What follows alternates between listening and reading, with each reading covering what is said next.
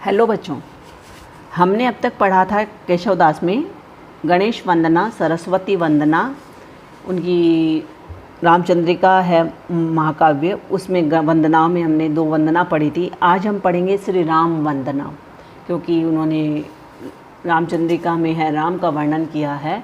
तो राम की वंदना में वो क्या कहते हैं कि पूर्ण पुराण और पुरुष पुराण परिपूर्ण, बतावे न बतावे और उक्ति को, दर्शन देत जिन्हें दर्शन समुझे न, नेति नेति कहे वेद छांडियान युक्ति को, जानी यह केशवदास अनुदिन राम राम, रटत रहत न डरत पुनरुक्ति को, रूप देहि अणिमाई, गुण देहि गरिमाई, भक्ति देहि महिमाई, नाम देहि मुक्ति को।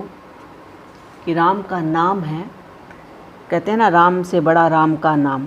तो यहाँ पर वही बात इन्होंने सार्थक की है यहाँ पर कि राम का मैं नाम रटता रहता हूँ और पुनरुक्ति दोष होता है। पुनरुक्ति दोष कहते हैं जैसे राम राम रटते रटते मरा मरा आने लगता है, और मरना तो अपने आप में भयकारक होता है, डरावना होता है। तो इसलिए वो कहते हैं इस पुनरुक्ति दोष, मरा मरा के दोष से भी मैं डरता नहीं हूँ। तो पहले हम इसका अर्थ करेंगे कि पूर्ण पुराण, संपूर्ण पुराणों में, और पुरुष पुराण और पुरुषों के पुराणों में परिपूर्ण, उस राम को संपूर्ण बताते हैं।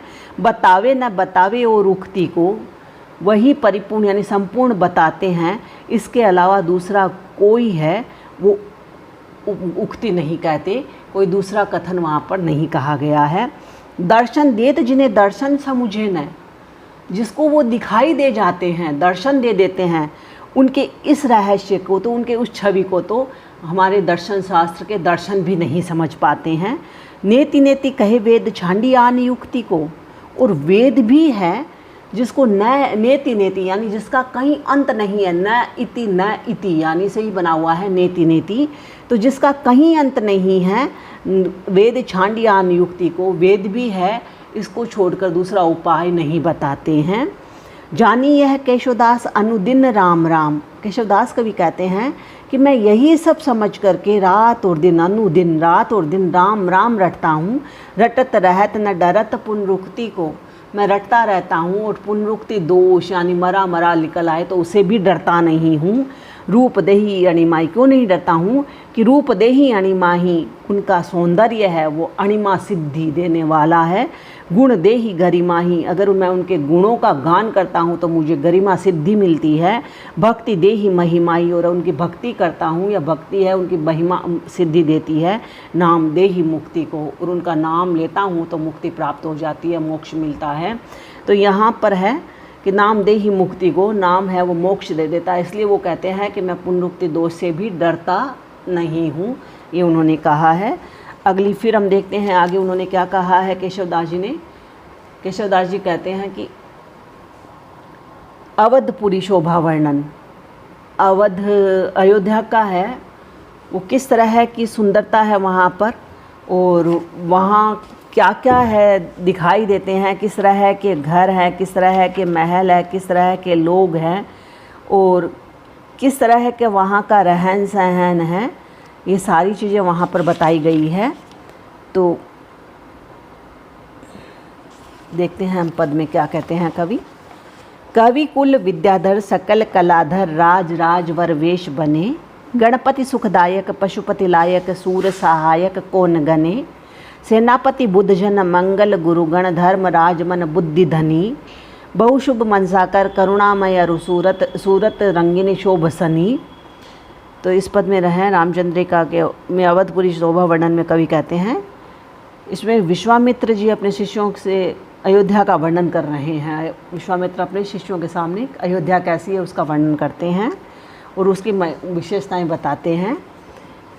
तो यहाँ पर केशवदास जी कहते हैं, विश्वामित्र अपने शिष्यों से कह रहे हैं, कवि कुल विद्याधर, कि अयोध्या नगरी स्वर्ग के समान है, देवपुरी तुल्य है, क्योंकि यहाँ शुक्राचार्य के समान काव्य रचना करने वाले कविगण हैं। कवि कुल विद्याधर, कि शुक्राचार्य के समान काव्य रचना करने वाले कविगण हैं।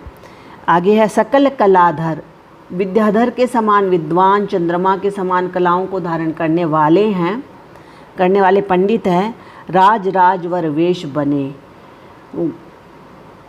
कुबेर के समान वैभव संपन्न राजा दशरथ हैं। गणपति सुखदायक, गणेश के समान सुख देने वाले अधिकारी हैं। पशुपति लायक, शिव के समान पशुशालाओं के स्वामी निवास करते हैं। सूर्य सहायक, जहाँ यहाँ सूर्य के समान सहायक शूरवीर रहते हैं, यह है कि उनकी गणना नहीं की जा सकती है। कौन गणे। सेनापति बुद्धजन, यहाँ कार्तिकेय के समान शक्ति संपन्न सेनापति हैं। मंगल गुरुगण, बुद्ध के समान बुद्धिमान बुद्धजन, बुद्ध के समान बुद्धिमान। और मंगल गुरुगण, मंगल के समान मांगलिक पाठ करने वाले ब्राह्मण। धर्मराज मन बुद्धि धनी, और यमराज के समान गति और बुद्धि के धनी जन निवास करते हैं। बहुशुभ मनसा कर, यहाँ का राजा कल्प वृक्ष कामधेनु के समान सबकी इच्छाएं पूरी करने वाला। करुणामय अरु सूरत रंगिनी शोभसनी, और विष्णु के समान दयावान है। यहाँ पर आकाश गंगा के समान करुणामय अरु सूरत रंगिनी समान शोभा से युक्त सरयू नदी बहती है। अतः अयोध्या स्वर्ग के समान है, क्योंकि जो वस्तुएं स्वर्गलोक में उपलब्ध है उनके समान ही गुणदायक एवं फलदायक वस्तुएं यहाँ मिलती है। अनुप्रास सदेश और मुद्रा अलंकार है यहाँ पर। आगे है, उन्होंने कहा है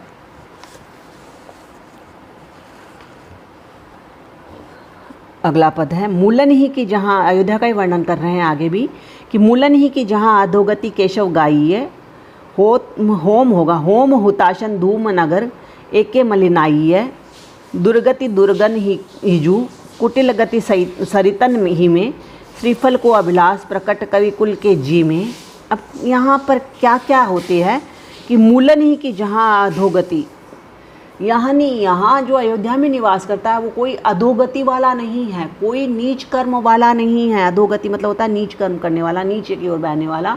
हमेशा वहाँ तो ऊंचे लोग हैं, ऊंचे विचार रखने वाले हैं।